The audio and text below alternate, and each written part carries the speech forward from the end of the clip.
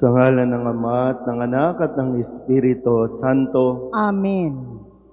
Ang pagpapala ng ating Panginoong Heso Kristo, ang pag-ibig ng Diyos Ama, at ang pakikipagkaisa ng Espiritu Santo, naway sumainyong lahat. At sumaiyo rin.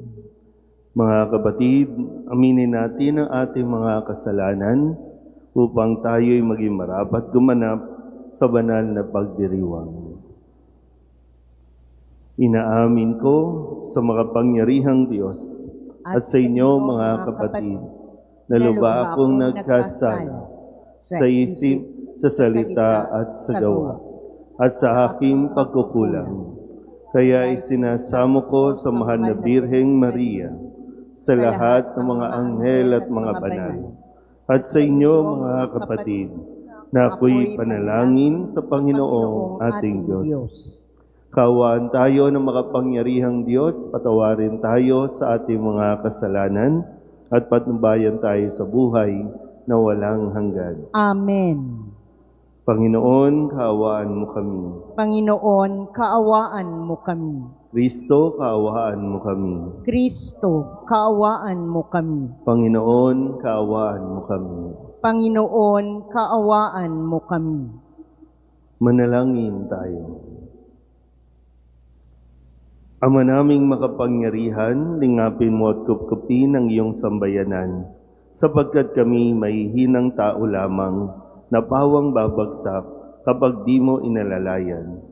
Tulungan mo kaming laging lumayo sa kasamaan at mamalaging tumatahak sa landas ng kaligtasan, sa pamamagitan ni Jesucristo, kasama ng Espiritu Santo, magpasawalang hanggan. Amen. Pagbasa mula sa aklat ni Propeta Isaias.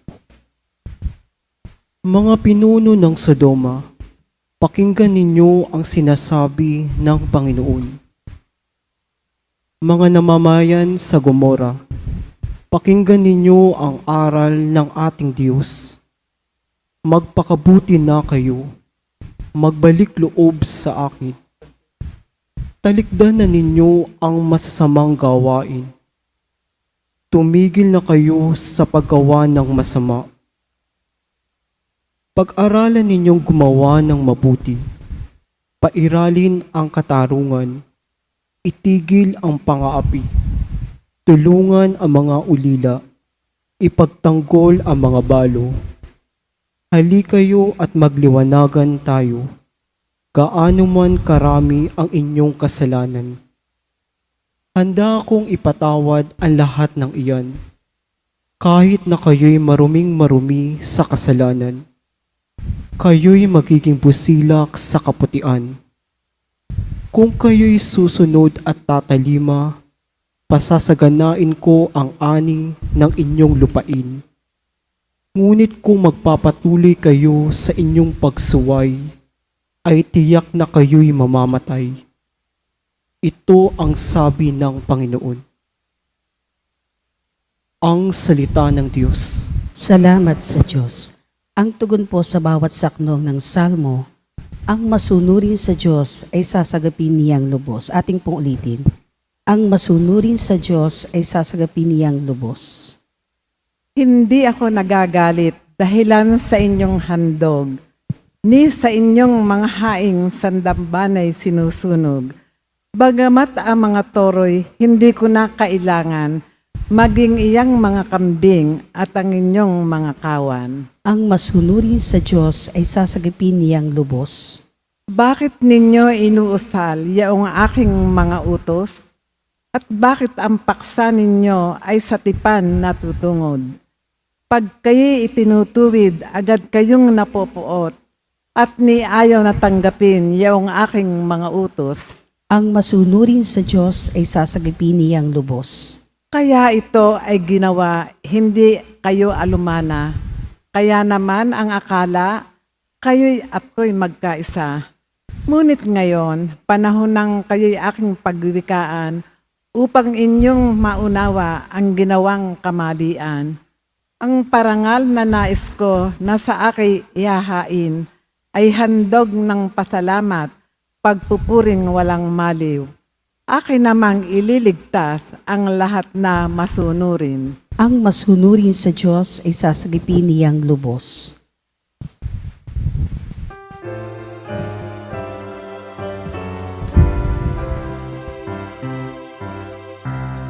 Sinabi ng buong mahal, kasamaan ay layuan, kasalan ay pagsisiyang. Tayo ay magbagong buhay, magbalik loob na tunay. Sumainyo ang Panginoon. At sumaiyo rin. Ang mabuting balita ng Panginoon ayon kay San Mateo. Papuri sa iyo, Panginoon. Noong panahong iyon, sinabi ni Jesus sa mga tao at sa kanyang mga alagad, ang mga iskriba at ang mga pariseyo ang kinikilalang tagapagpaliwanag ng kautusan ni Moises. Kaya't gawin ninyo ang itinuturo nila at sundin ang kanilang iniuutos. Ngunit huwag ninyong tularan ang kanilang gawa, sapagkat hindi nila isinasagawa ang kanilang ipinangangaral. Nagbibigkis sila ng mabibigat na dalahin at ipinapasan sa mga tao. Ngunit ni daliri ay ayaw nilang igalaw upang tumulong sa pagdadala ng mga iyon. Pawang pakitang tao ang kanilang mga gawa. Nilalaparan nila ang kanilang mga pilakterya at hinahabaan ang palawid sa laylayan ng kanilang mga damit. Ang ibig nila'y ang mga upuang pandangal sa mga piging at ang mga tanging luklukan sa mga sinagoga. Ang ibig nila'y pagbugayan sila sa mga liwasang bayan at tawaging guro. Ngunit kayo, huwag kayong patawag na guro, sapagkat iisa ang inyong guro, at kayong lahat ay magkakapatid. At huwag ninyong tawaging ama ang sino mang tao sa lupa, sapagkat iisa ang inyong ama, ang amang nasa langit. Huwag kayong patawag na tagapagturo, sapagkat iisa ang inyong tagapagturo, ang Mesiyas. Ang pinakadakila sa inyo ay dapat maging lingkod ninyo. Ang nagpapakataas ay ibababa, at ang nagpapakababa ay itataas. Ang mabuting balita ng Panginoon. Pinupuri ka namin, Panginoong Hesukristo. Isang magandang umaga po sa inyong lahat. Ngayon po ay Martes sa ikalawang linggo ng ating 40 araw na paghahanda. At sa ating pong Ebanghelyo sa araw na ito, pinapaliwanag ni Jesus sa mga tao, lalong-lalo na sa kanyang mga alagad, ang tungkol sa pagsasabuhay ng kanilang mga ituturo. Yung sila mismo ang magpakita ng pag-unawa at magsabuhay ng mga utos na binigay ng Diyos. Kapag sinabing utos, ito ay ang mga batas, mga tuntunin na ibinigay ng Diyos na dapat sundin, dapat isabuhay ng mga tao. At mayroon po mga itinatalagang mga tao para magpaliwanag nito nang sa ganon ay hindi ito lubusang makalimutan ng mga tao, lalo na kapag nagpapalit tayo ng henerasyon. No? Tayo, mga nandito, ilang sandali na lang, no? Ilang taon na lang tayo sa mundong ito, no? At yung mga kabataan ngayon, kung walang magtuturo, makakalimutan nila itong mga tuntuning ito.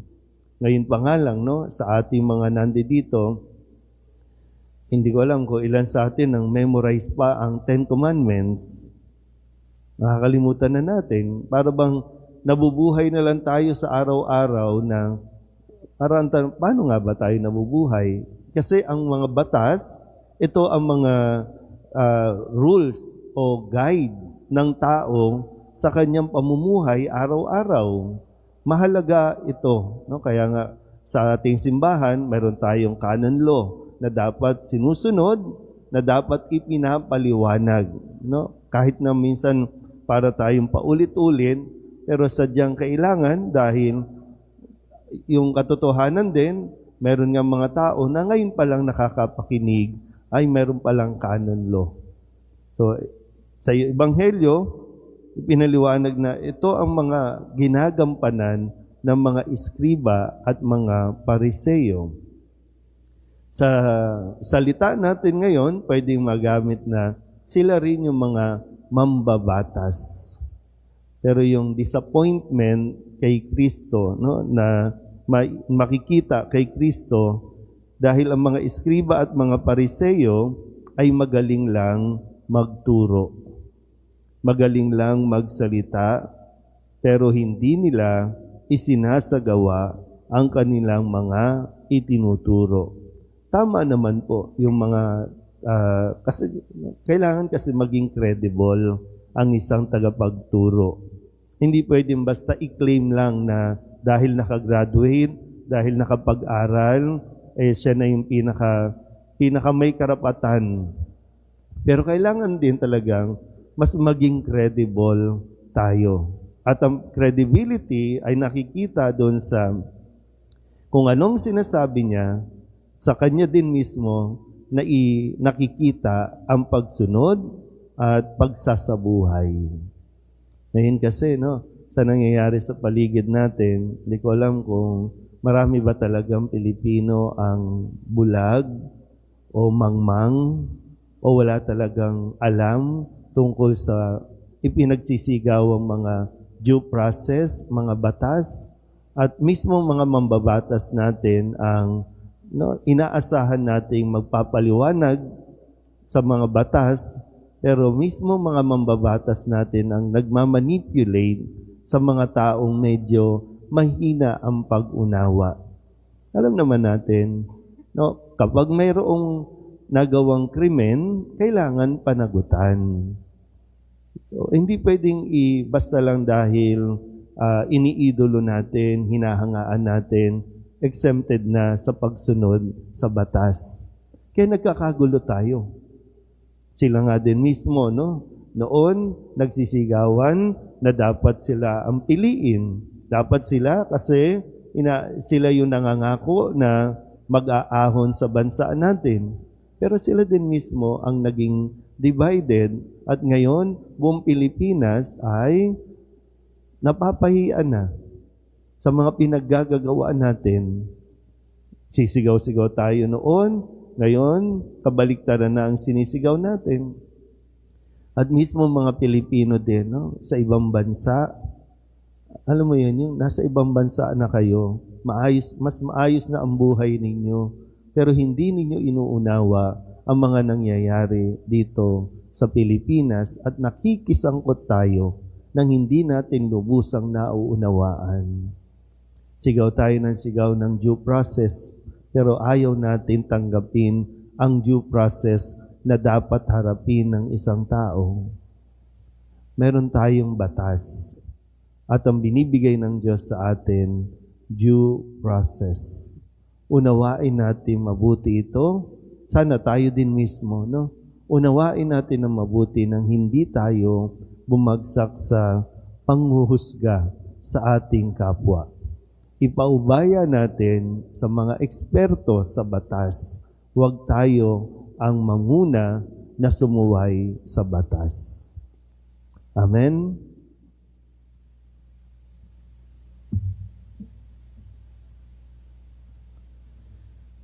Sundin natin ang mga pangaral ng ating Panginoon na siyang nagturo sa atin na tuparin ang kanyang gawain ng may kababaang loob at walang pagmamagaling. Ang ating pong itutugon, Panginoon, dinggin mo ang aming panalangin. Panginoon, dinggin mo ang aming panalangin. Ang mga pinuno ng simbahan naway maging lubos ang pag-aalay ng sarili sa kanilang dakilang bukasyon na ipangaral ang Ebanghelyo. Manalangin tayo sa Panginoon. Panginoon, dinggin mo ang aming panalangin. Ang mga magulang at guro naway makita ang kanilang mga itinuturo sa pamamagitan ng pagpapatotoo at mabubuting halimbawa. Manalangin tayo sa Panginoon. Panginoon, dinggin mo ang aming panalangin. At tinawang laging sikaping gawin ang matuwid upang maging isang buhay na kapangyarihang nagkakabisa sa ating mga pagkilos ang salita ng Diyos.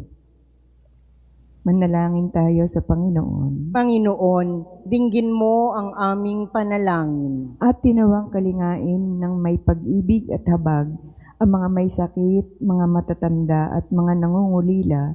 Manalangin tayo sa Panginoon. Panginoon, dinggin mo ang aming panalangin. Ang mga namayapa naway makatagpo ng kapahingahan at bagong buhay sa kaharian ng Diyos.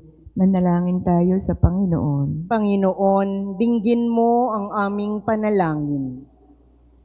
Idulog din natin sa Panginoon ang ating mga personal na kahilingan at mga panalangin para sa ating mga pamilya, kasama din ang mga kahilingan ng mga nanonood sa online.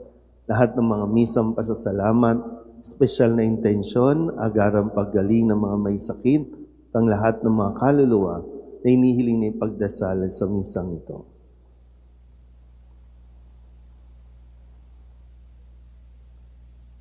Ang lahat ng ito inihiling namin sa ngalan ni Kristo, aming Panginoon. Amen.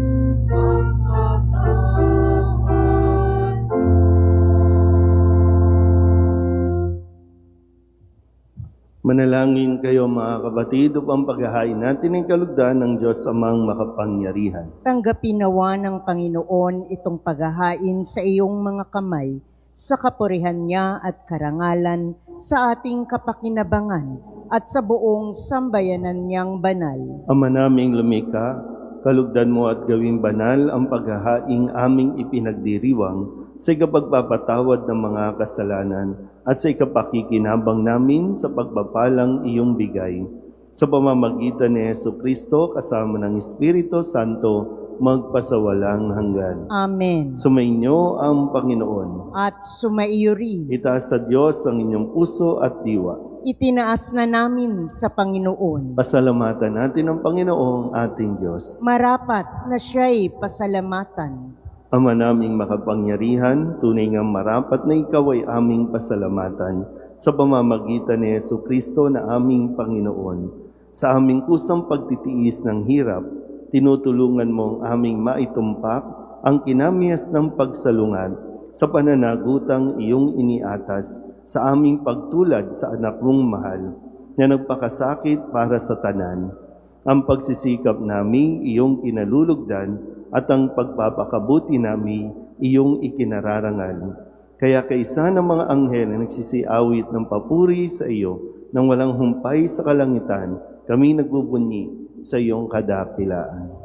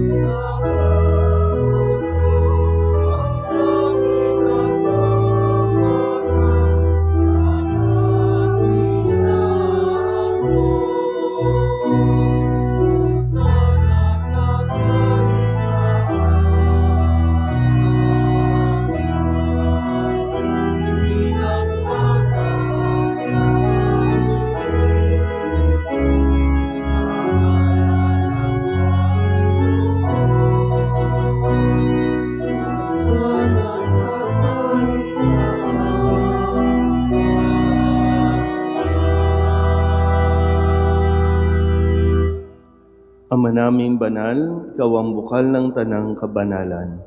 Kaya't sa pamamagitan ng iyong Espiritu, gawin mong banal ang kaloob na ito upang para sa aming maging katawan at dugo ng aming Panginoong Hesu Kristo.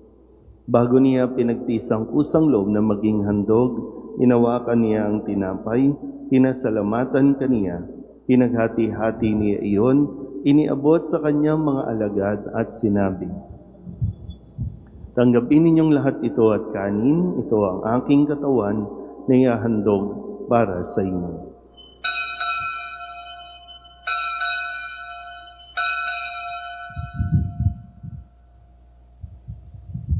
Gayun din naman nang matapos ang hapunan, hinawakan niya ang kalis, muli kaniyang pinasalamatan.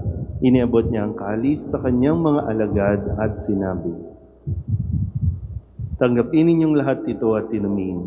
Ito ang kalis ng aking dugo, ng bago at walang hanggang tipan. Ang aking dugo na ibubuhos para sa inyo at para sa lahat sa ikapagpapatawad ng mga kasalanan. Gawin ninyo ito sa pag-alaala sa akin."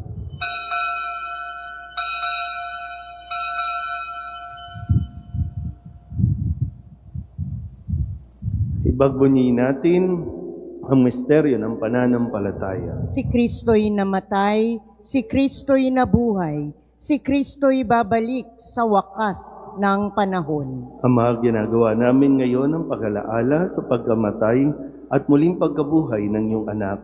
Kaya tiniaalay namin sa iyo ang tinapay na nagbibigay buhay at ang kalis na nagkakaloob ng kaligtasan.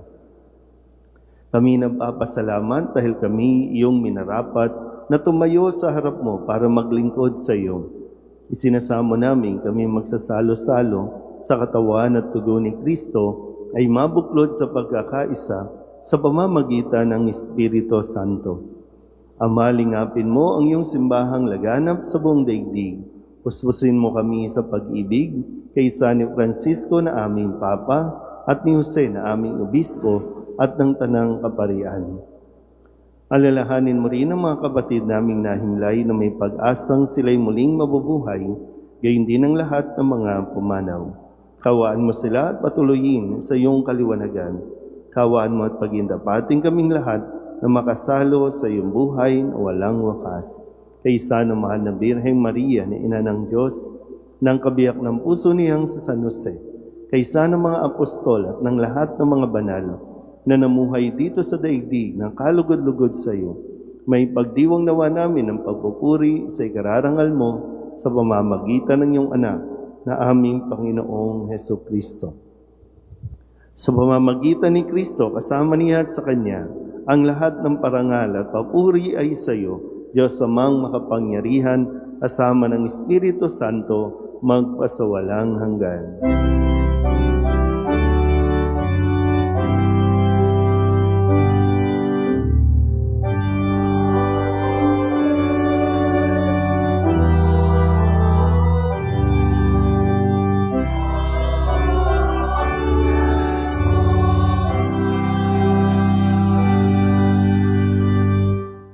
Sa tagubilin ng mga nakagagaling na utos at turo ni Jesus sa Panginoon natin at Diyos, ipahayag natin ang lakas loob.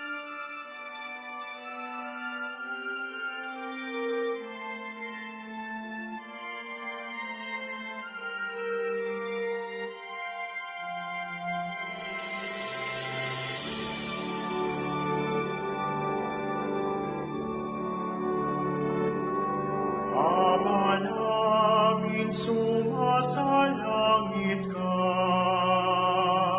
sambahin ang ngalan mo, mapasa amin ang kaharian mo,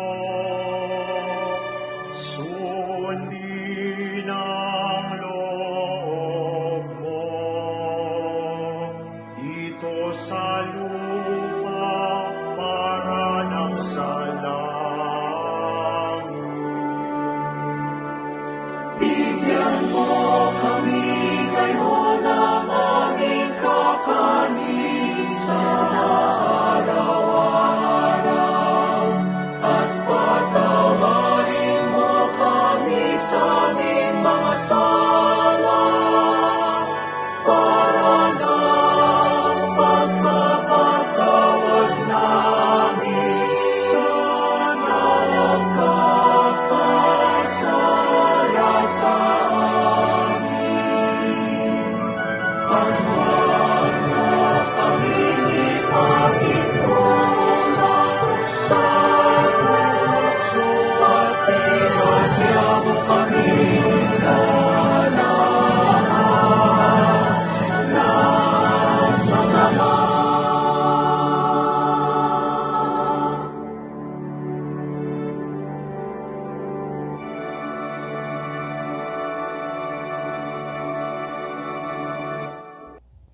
Hinihiling namin kami iadya sa lahat ng masama, pagkalooban ng kapayapaan araw-araw, iligtas sa kasalanan, at ilayo sa lahat ng kapahamakan, samantalang aming pinananabikan ang dakilang araw ng pagpapahayag ng tagapagligtas naming sa Yesu Kristo. Sapagkat iyo ang kaharian at ang kapangyarihan at ang kapurihan, magpakailanman. Amen. Panginoong Heso Kristo, sinabi mo sa iyong mga apostol, kapayapaan ang iniiwan ko sa inyo, ang aking kapayapaan ang binibigay ko sa inyo. Tunghayan mo ang aming pananampalataya at huwag ang aming mga pagkakasala. Pagkalooban mo kami ng kapayapaan at pagkakaisa ayon sa iyong kalooban, kasama ng Espiritu Santo, magpasawalang hanggan. Amen. Ang kapayapaan ng Panginoon ay laging sumainyo. At sumaiyo rin. Magbigayan po tayo ng kapayapaan sa isa't isa. Kordero ng Diyos na nag-aalis ng mga kasalanan ng sanlibutan, maawa ka sa amin. Kordero ng Diyos na nag-aalis ng mga kasalanan ng sanlibutan, maawa ka sa amin. Kordero ng Diyos na nag-aalis ng mga kasalanan ng sanlibutan, ipagkaloob mo sa amin ang kapayapaan. Ito ang kordero ng Diyos. Ito ang nag-aalis ng kasalanan ng sanlibutan.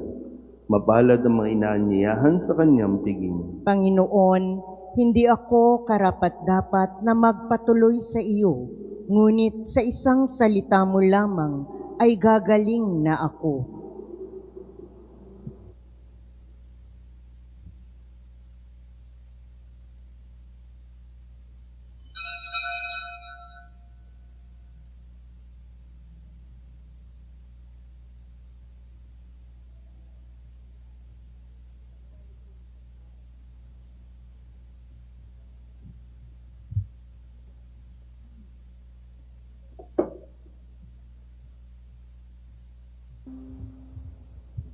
Magsitayo po ang lahat.